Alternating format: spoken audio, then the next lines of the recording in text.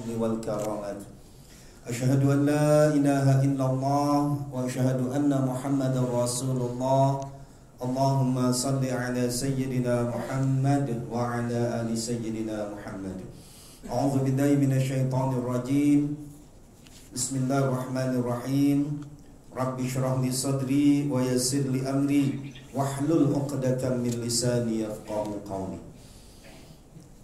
Yang saya hormati DKM Mushola An-Nur Sinar Maslen, juga yang sangat saya hormati jemaah Mushola An-Nur yang dapat hadir pada kesempatan siang hari ini.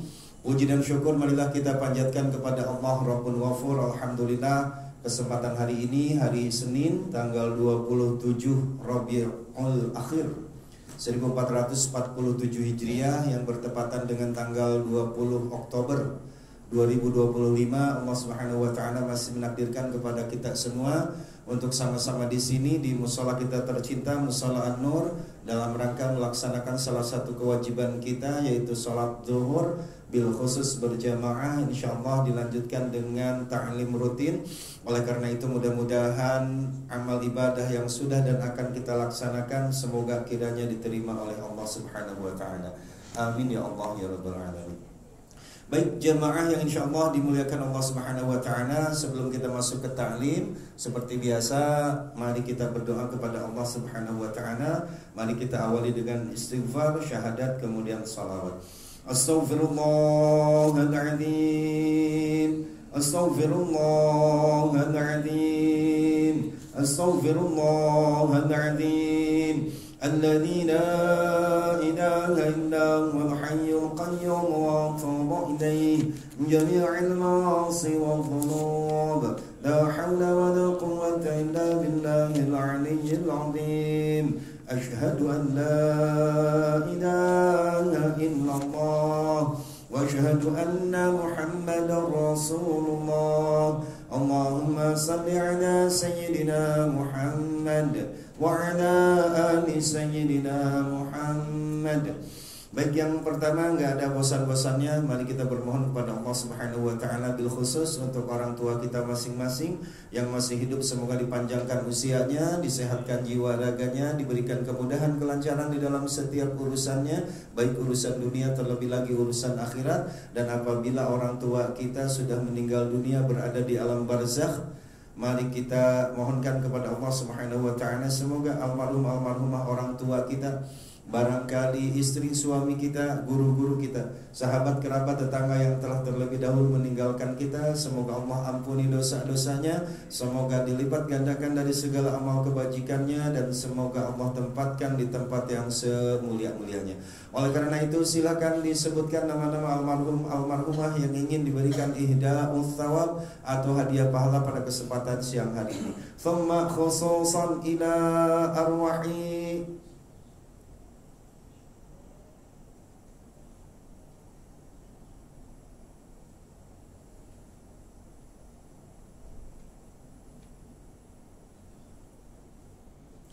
اللهم اغفر لهم وارحمهم وعافهم واعف عنهم. الفاتحة.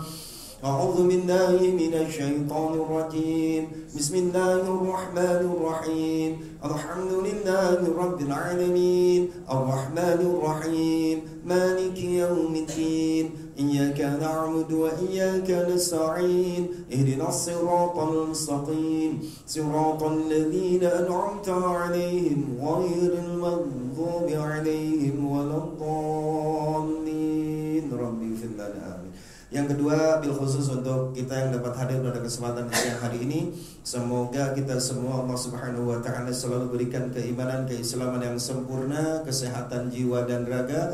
Semoga kita dimudahkan, dilancarkan dalam setiap urusan kita, baik urusan dunia terlebih lagi urusan akhirat. Semoga kita selalu diberikan rezeki yang halal, banyak, barokah, tidak sulit untuk dicarinya. Semoga rumah tangga yang sedang kita jalani masing-masing, Allah jadikan rumah tangga kita sakinah, mawaddah, warahmah, rumah tangga yang benar-benar menjadi lantaran untuk turunnya keridhaan, maghfirah, barokah dari Allah Subhanahu wa taala. Semoga anak cucu keturunan kita Allah jadikan anak-anak yang salih salihah, yang sedang menuntut ilmu baik di pesantren, sekolah atau di perkuliahan. Semoga Allah berikan ilmu pemahaman yang sempurna, ilmu yang banyak serta bermanfaat. Anak-anak kita yang belum mendapatkan pekerjaan atau jalan usaha, semoga Allah cepat berikan pekerjaan atau jalan usaha yang terbaik. Yang sudah mendapatkannya semoga selalu sukses dan karirnya terus naik. Anak-anak kita yang belum mendapatkan jodoh atau pasangan di dalam hidupnya dan ingin segera mendapatkannya, semoga Allah cepat berikan jodoh pasangan yang terbaik. Yang sudah mendapatkannya semoga Allah berikan ketentraman di dalam rumah tangganya. Dan juga mudah-mudahan kita semua dijauhkan, dihindarkan dari berbagai mara bahaya bencana, baik yang lahir ataupun juga yang batin. Dan juga bil khusus yang berkantor di sini di Sinarmas, semoga Allah Subhanahu wa taala selalu berikan kesuksesan, selalu berikan kemudahan dalam setiap urusannya. Yang terakhir, saya yakin di dalam hati setiap kita punya keinginan, punya harapan, asa terpendam yang sampai saat ini belum bisa tersampaikan, terlaksanakan. Mudah-mudahan melalui siang hari ini kita berdoa Allah Subhanahu wa taala cepat sampaikan semua keinginan dan harapan kita. Allahumma hassil maqasidana wasahhil umurana min umurid dunya wal akhirah. Allahumma ansirna min afatid dunya min afatil akhirah. Ya khairan nasirin wa ya khairal warithin. Biqadrillah wa biquwwatillah hassil maqasidana. حصل مقاصدنا إنك على كل شيء قدير نسألك الإجابة. الفاتحة.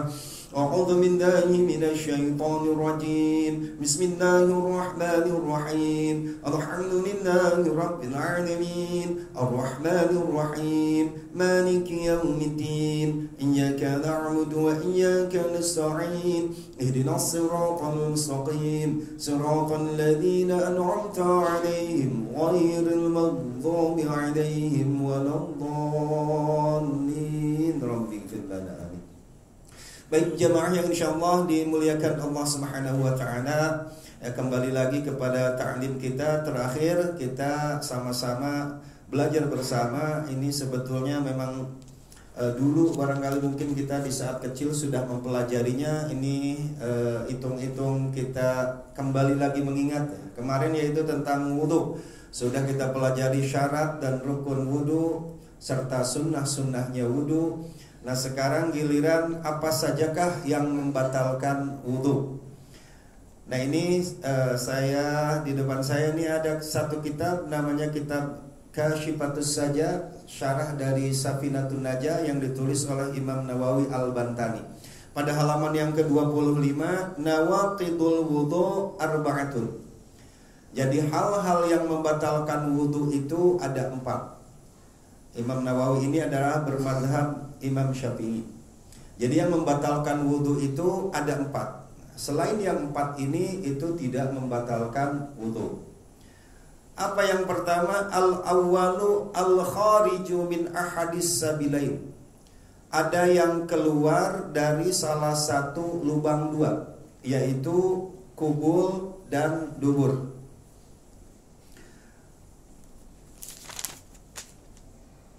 Au ghairihi illal mani. Jadi apapun yang keluar dari kubul kemaluan kita yang depan atau dari dubur lubang kita yang belakang, apapun itu batal hukumnya ketika kita sedang punya wudu. Jadi misalnya contohnya banyak ya yang keluar dari kubul atau dubur, apapun itu, angin terutama ya, kalau bahasa kita adalah kentut. Jadi misalnya nih, maaf, lagi kecil kita kan sering makan kelapa gitu ya, ada cacing kremi itu. Ya pokoknya apapun yang keluar dari kubul dan dubur, maka sedang kita dalam keadaan berwudu, maka wudu kita adalah batal. Illal mani, kecuali air mani. Air mani tidak membatalkan wudu, tetapi mewajibkan kita untuk mandi besar. Nah perlu kita ketahui bahwa air yang keluar dari kemaluan kita itu diantaranya ada 3 ya untuk laki-laki. Nah yang 3 ini kata Nabi kan oleh karena setetes air membuat seseorang itu menjadi celaka di alam kubur. Jadi ini diperhatikan ketika kita mau sholat, terutama pakaian dalam. Karena ya jangan sampai kita sholatnya sudah berjamaah tepat waktu, tetapi kemudian pakaian dalam kita terkena najis gitu kan. Nah, di antaranya ada 3 air yang keluar dari kemaluan kita ya, bil khusus laki-laki. Yang pertama adalah madi. Apa itu air madi? Air madi itu airnya bening, cairan bening agak lengket. Dia keluar ketika kita sedang berhasrat. Ya, contoh misalkan kita melihat atau mendengar sesuatu yang membangkitkan hasrat kita. Lalu kemudian hasrat kita itu, libido kita naik, maka itu akan keluar air dari kemaluan kita, namanya air madi, dan itu nggak berasa. Lalu apa hukumnya air madi? Adalah najis. Jadi ya dimohon kepada kita ya, bil khusus kaum lelaki, apabila memang mendengar ucapan atau melihat sesuatu hal yang membuat hasrat kita naik, dimungkinkan Pak, takut itu keluar air madi, maka kalau tidak dicuci, cara membersihkannya gampang, hanya dipercikan dengan air saja, atau bahasa kita di sini diusaplah dengan air, itu sudah bersih, tidak usah dicuci. Nah, kalau tidak begitu berarti kan kalau pakaian kita kena najis, sholat kita pun juga ikut-ikutan jadi nggak sah. Lalu yang kedua adalah air wadhi. Tadi madi, air madi adalah cairan yang keluar ketika libido kita atau hasrat kita naik, atau dalam bahasa kasarnya ini sebagai pelumas Pak, ketika melakukan hubungan intim. Nah, yang kedua adalah wadhi. Wadhi ini keluar umumnya ketika kita selesai buang air kecil. Apabila kita buang air kecilnya salah posisi, gitu ya, begitu bangun tuh kan kadang suka gitu ya keluar. Nah, maka posisi yang baik memang ketika memang kita ada di tempat sendiri ya, di mukim, posisi yang baik ketika buang air kecil itu kan jongkok gitu ya Pak. Berarti seperti ini Pak posisinya. Kalau seandainya kita lagi di rumah gitu ya, atau di tempat ya bukan di kantor kayak gini lah, posisinya seperti gini Pak, kakinya ditekuk kayak gini. Lalu kemudian kita buang air kecil, setelahnya disunahkan kan kita dehem 3 kali gitu. Maka akan semua keluar dari kantong kemih kita. Kalau posisinya begini, berarti ini yang suka tertahan pada ujung. Jadi ketika kita bangun suka keluar gitu, seru gitu kan. Nah, ini warnanya agak sedikit putih agak keruh kan. Dan juga wadhi ini dia keluar sebagai indikator dari tubuh kita kan. Kalau kitanya sedang sakit misalnya, atau kita mengangkat sesuatu beban yang memang tubuh kita itu tidak mampu gitu untuk mengangkat itu, maka itu akan keluar air wadhi.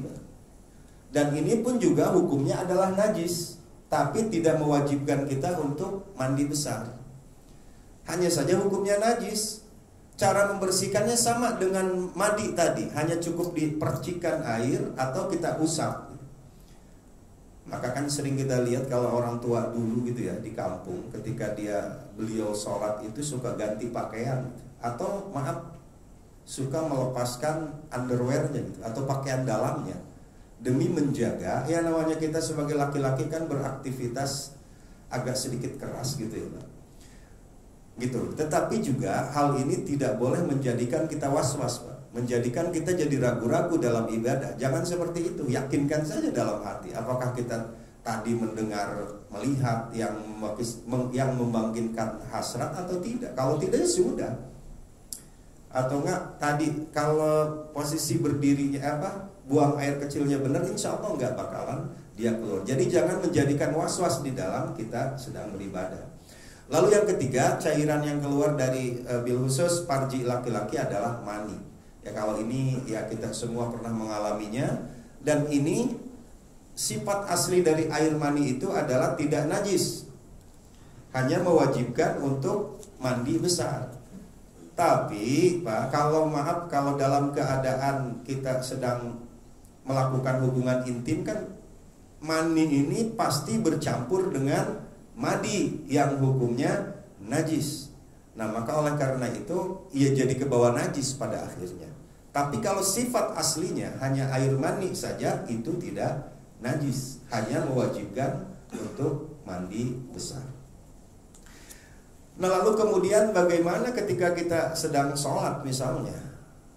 Kita kan kadang suka berasa seperti ngentut gitu ya Pak. Kalau lagi sholat tuh, itu ada spesialis setannya Pak, yang membuat kita itu ragu-ragu.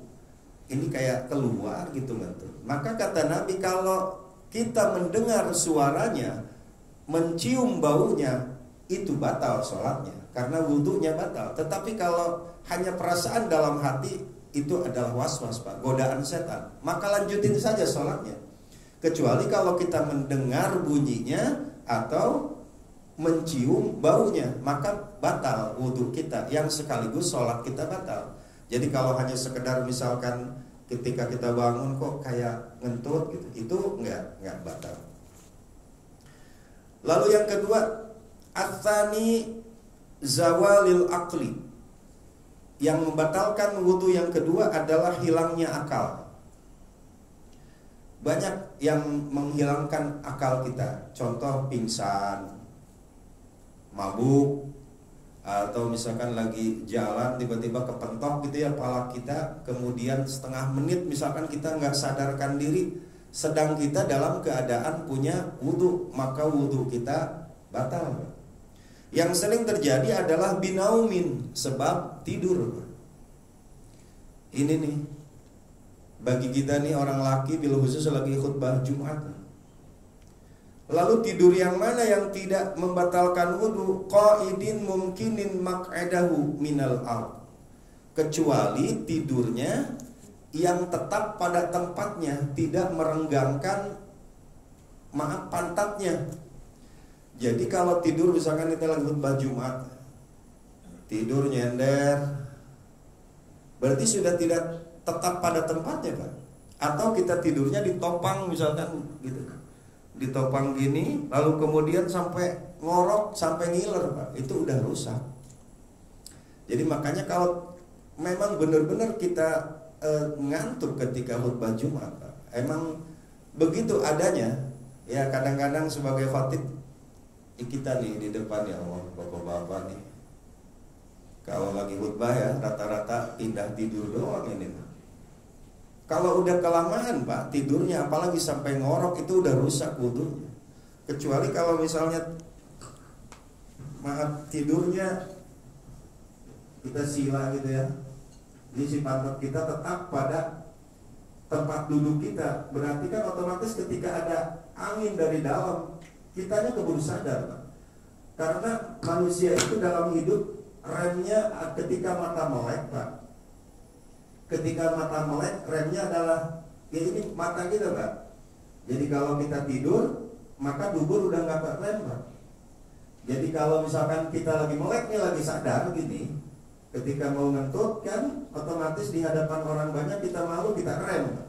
Tapi kalau matanya udah tertutup, remnya udah belum Pak. Satu-satunya rem kita adalah ini nih Pak, di bagian pantat yang mengerut gitu ya. Jadi ketika kita tidur, misalkan gini nih tidurnya, kalau mau kentut berarti kita ingat sadar. Maka kalau tidurnya misalkan nyender gini, apalagi sambil gini Pak, ya suka ada gitu ya bapak-bapak. Makanya nih kalau ada anak muda perempuan, kalau cari jodoh di masjid, tapi cari laki-laki yang sholat Jumatnya di tengah. Jangan bapak-bapak yang sholatnya, laki-laki yang sholatnya nyender Pak. Ya analoginya gimana? Jangankan buat menopang beban keluarga, buat menopang beban dirinya sendiri aja dia nyender ya. Gitu. Jadi sekali lagi tuh, hati-hati Pak ketika kita sholat Jumat. Maka kan sebelum sholat Jumat disunahkan tuh mandi gitu ya, bersih-bersih, pakai pakaian yang bagus, agar tujuannya tidak ngantuk. Dan ketika khutbah Jumat adalah itu salah satu waktu terijabahnya doa kan? Di hari Jumat. Maka manfaatkanlah waktu itu dengan sebaik-baiknya. Jadi gitu, sekali lagi, kalau misalnya tidur entah sambil berdiri, duduk, atau apalagi sambil tiduran ngegeletak, kemudian akal pikiran kita hilang, lupa gitu. semenit misalkan, sedangkan kita dalam keadaan punya wudhu, maka wudhu kita batal. Kecuali tadi kalau tidurnya duduk yang tidak menjauhkan dari pantatnya atau dari duburnya.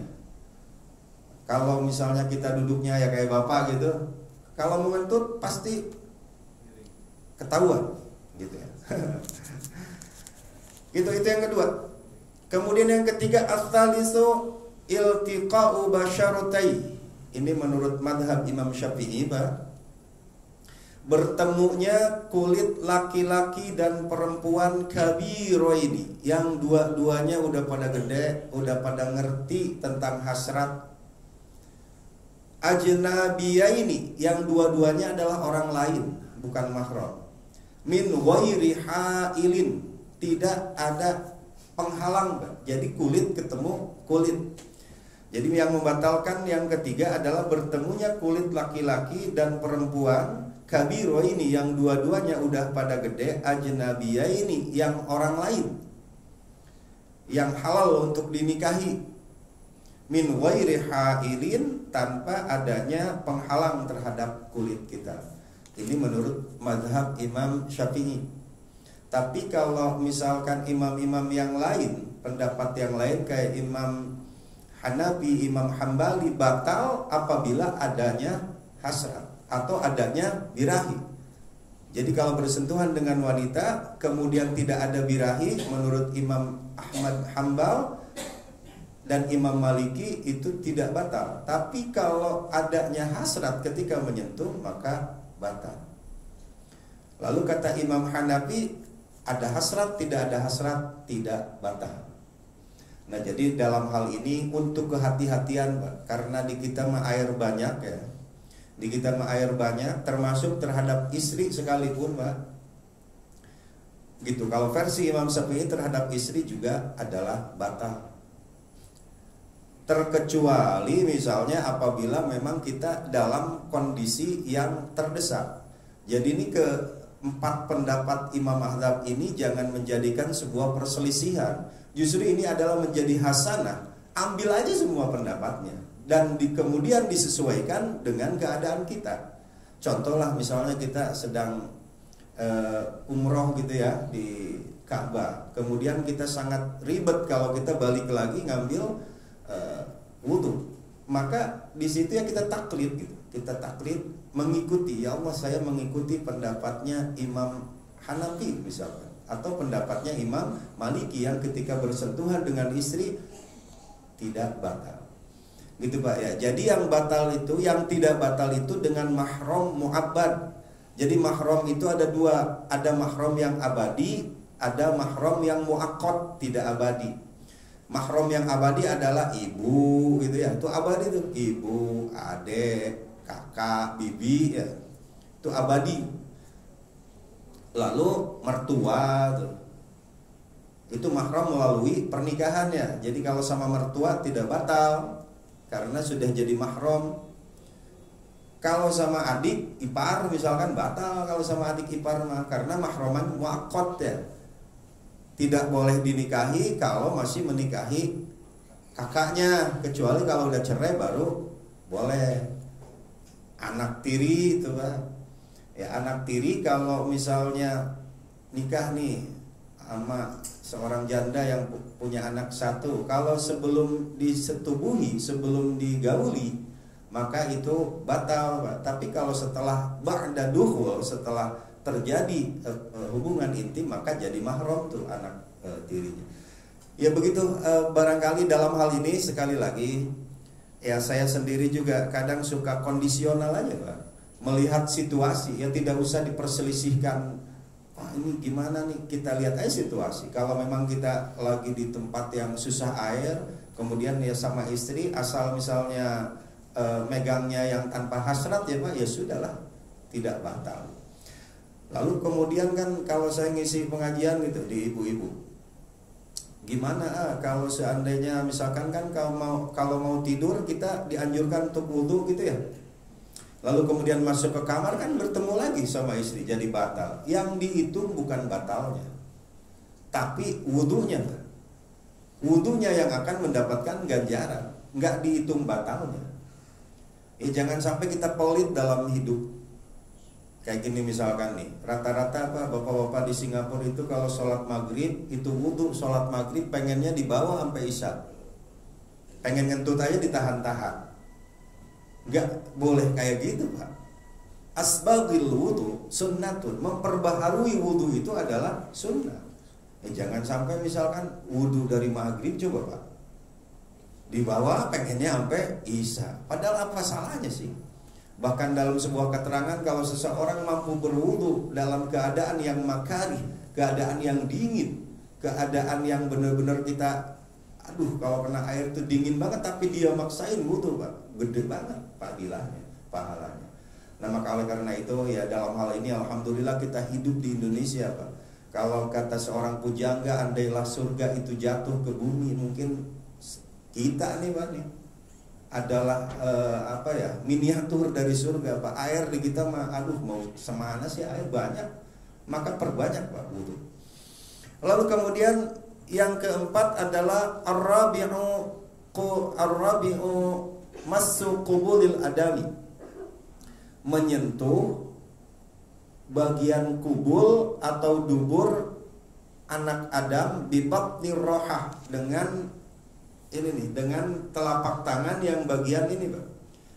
Jadi misalkan ibu-ibu gitu ya, punya anak lalu kemudian memakaikan celana gitu, otomatis kan menyentuh bagian kemaluan lah gitu ya, depannya, Pak. Tapi dengan ini nih, dengan yang bagian yang putihnya ini nih. Kalau dengan ini enggak, dengan ininya, dengan bagian apa sih ini, Pak ya, bagian perutnya ya, dengan ini yang batal, Pak. Tapi kalau dengan ini tidak batal. Tapi kalau pakai hail, pakai penghalang gitu, Pak. Misalkan ya maaf, kalau kita gatal misalnya, lalu kemudian kita garuk, tapi kita dalam keadaan pakai celana, itu enggak batal, Pak, karena pakai penghalang. Tapi kalau tanpa penghalang dengan bagian ini batal. Tapi kalau dengan ini, Pak, tidak. Misalkan digosok-gosok gitu ya. Lalu yang bagian batal itu apa? Buat laki-laki hanya bagian depannya saja, Pak.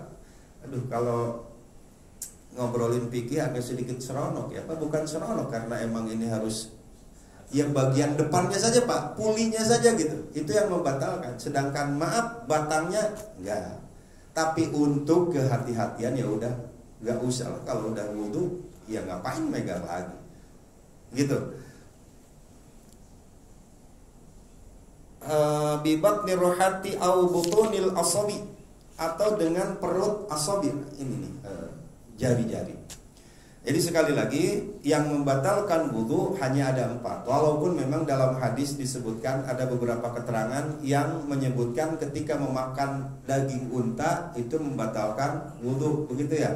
Pendapat ulama untuk hal itu tidak membatalkan wudu, Pak. Tapi dianjurkan wudu lagi ketika setelah memakan daging unta. Itu ya, Pak. Ini kita bernostalgia aja lagi. Semasa kecil kan ini juga sudah dipelajari. Jadi selain hal yang 4 tadi, misalkan makan, minum, atau apapun, maka itu tidak membatalkan wudu. Ya kadang ada juga yang bertanya, katanya kalau makan harus wudu lagi ya. Tidak, hanya dianjurkan berkumur-kumur lah, agar kotoran-kotoran dari sisa makanan itu tidak mengganggu ketika kita sholat. Jadi selain yang 4 tadi, yang pertama adalah al-khariju min ahadis sabilain, ada yang keluar dari salah satu kubul atau dubur, apapun itu. Ya, apakah yang keluar dari kubul dan dubur? Rihun, yang keseringan mah adalah angin, maka itu batal. Illal mani, kecuali air mani yang tidak batal. Lalu kemudian tadi yang keluar dari kemaluan laki-laki itu ada 3 cairan. 1 madi, adalah ketika hasrat kita sedang naik oleh karena mendengar atau melihat sesuatu yang membuat gairah kita naik, maka itu akan keluar namanya air madi. Hukumnya najis, tidak wajib untuk mandi. Nggak berasa ini. Ya mungkin kan maaf ya, oleh karena apalagi yang masih muda ya, mendengar ya misalkan maaf desahan atau apapun, misalkan cerita-cerita lalu kemudian hasrat kita jadi naik, keluar, mandi. Maka ya ketika kita sholat, alangkah lebih baik, oh iya tadi kayaknya habis, lebih baik diciprat Pak, dipercik aja, atau enggak kita usap gitu underwear kita, sempak kita lah, kata bahasa kasarnya seperti itu. Untuk apa? Menjaga Pak, agar jangan sampai sholat kita udah berjamaah ya di tepat waktu, kendalanya ada aja, underwear kita kena najis. Yang kedua adalah wadhi tadi. Wadhi umumnya adalah air yang keluar di ujung buang air kecil kita. Warnanya putih, agak sedikit kapur gitu Pak, keruh. Ketika kita salah posisi dalam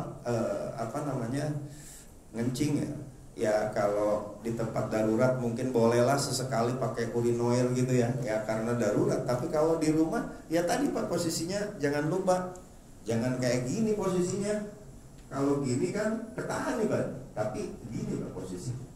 Setelah itu, setelah buang air kecil lalu kita dayat, baru akan keluar semua air dari kantong kemih. Kalau gini pasti begitu diri ada gitu Pak. Nah itu hukumnya najis, tapi tidak wajib untuk mandi besar. Kemudian yang ketiga adalah air mani. Air mani maya kita pada tahu semuanya itu tidak membatalkan wudhu, tapi mewajibkan untuk mandi besar. Pada akhirnya wudhu lagi. Lalu hal yang kedua yang membatalkan wudhu adalah zawalul akli, hilang akal. Pikiran kita hilang oleh sebab apapun, mabuk, kepentok, pingsan, ayan gitu ya.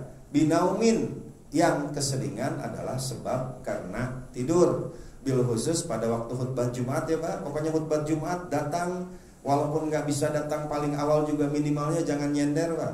Deketin kalau bisa mah si khotibnya, dengerin gitu Pak apa yang dia sampaikan.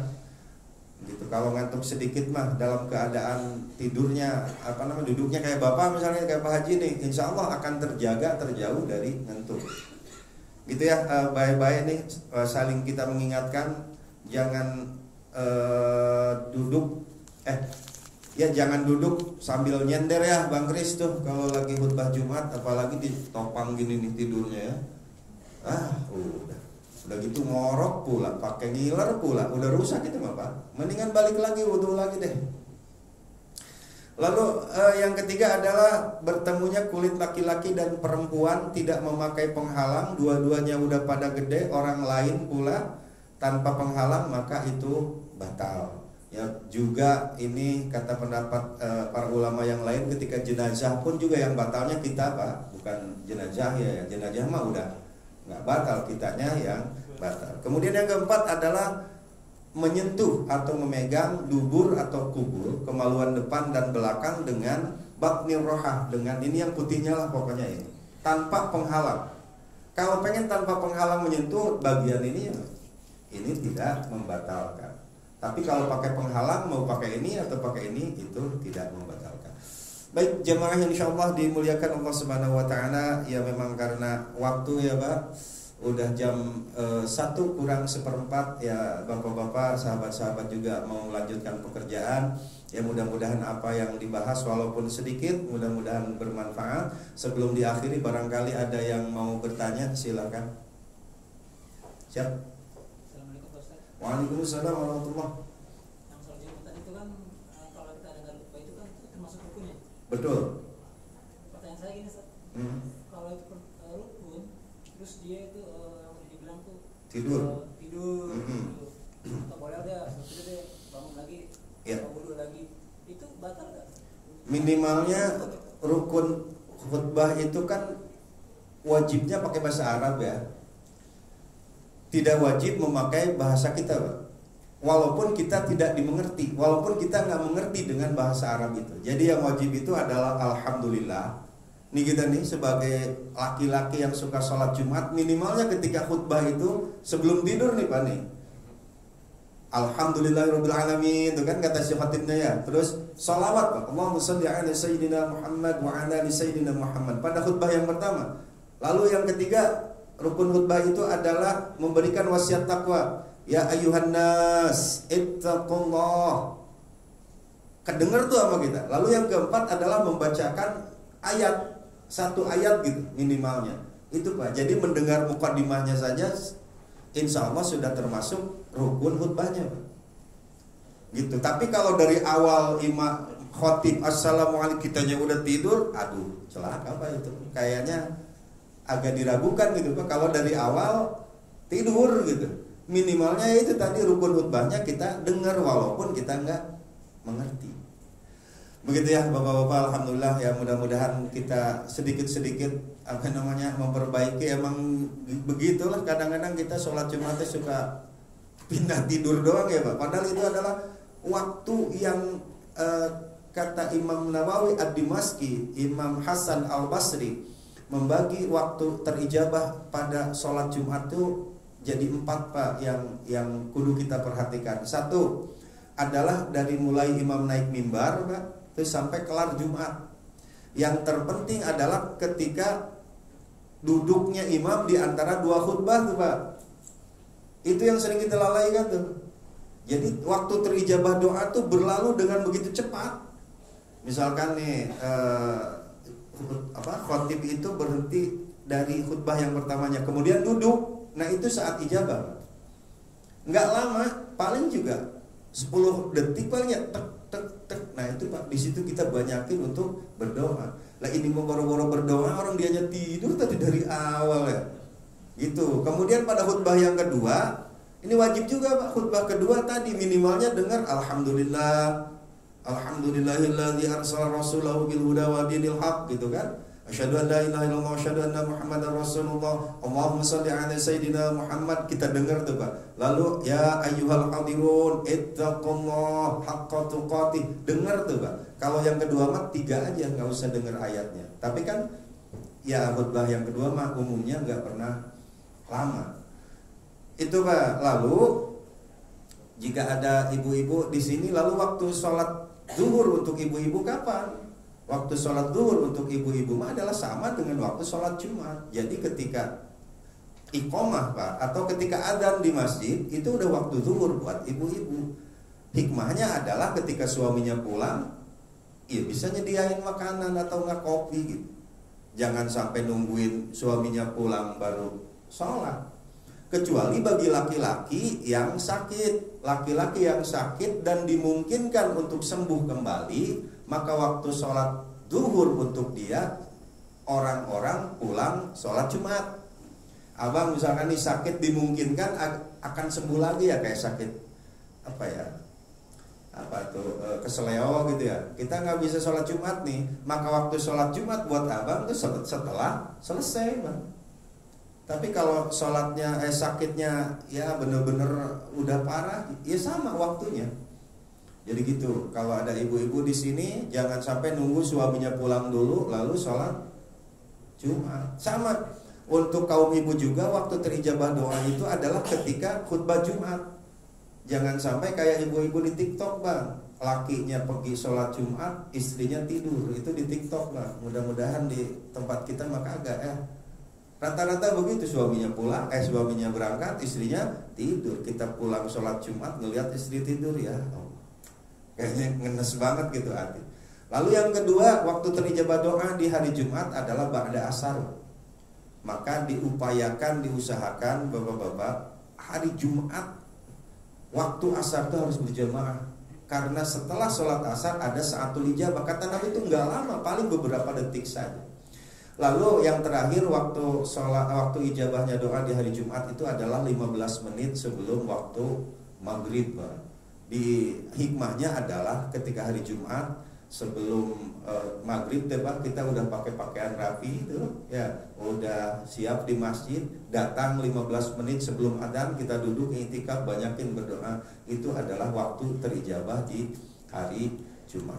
Baik jemaah, insyaallah dimuliakan Allah Subhanahu wa taala. Kalau udah ngobrol kayak gini jadi kebetahan ya Pak, udah kelamaan. Mari kita berdoa. Allahumma shalli wa sallim ala sayyidina wa habibina wa syafi'ina wa karimina wa maulana Muhammad sallim radhiyallahu ta'ala an kulli sahabati Rasulillah ajma'in. A'udzu billahi minasyaitonir rajim. Bismillahirrahmanirrahim. Allahumma ij'al hadza jam'ana jam'an marhuma. Ya Allah, jadikanlah pertemuan kami pada siang hari ini pertemuan yang Kau berikan rahmat dan juga keberkahan. Wa tafarruqana min ba'dihi tafarruqan ma'suma. Ya Allah, jadikanlah perpisahan kami nanti perpisahan yang lepas bersih dari salah dan pula dosa. Allahumma la tad'a lana dzanban illa ghafarta. Ya Allah, jangan Kau biarkan, jangan Kau timpakan dosa kepada kami kecuali Engkau mau mengampuninya. Wala hamman illa farajta. Ya Allah, kami jangan diberikan bingung dan susah kecuali Kau berikan jalan keluarnya. Wala hajatan hiya laka ridwan illa qadaitaha. Ya Allah, kami jangan diberikan kebutuhan kecuali Engkau memenuhi dan meridhai kebutuhan kami tersebut. Ya Arhamar Rahimin. Allahumma la takilna ila anfusana tarfata ainin. Ya Allah, jangan Kau lepaskan perlindungan Kau kepada kami walau sekejap mata pun. Waslih lana fi sya'nina kullahu. Ya Allah, perbaikilah semua urusan kami. Ya Arhamar Rahimin. Rabbana atina fid dunya hasanah fil akhirati hasanah wa qina adzabannar. Wassalamun ala al-mursalin walhamdulillahi rabbil alamin. Yuk sama-sama baca kafaratul majlis. Bismillahirrahmanirrahim. Subhanaka Allahumma wa bihamdika asyhadu an la ilaha illa anta astaghfiruka wa atubu ilaik. Wal afa minkum. Hadanallahu wa iyyakum ajma'in. Wassalamu alaikum warahmatullahi wabarakatuh. Allahumma salli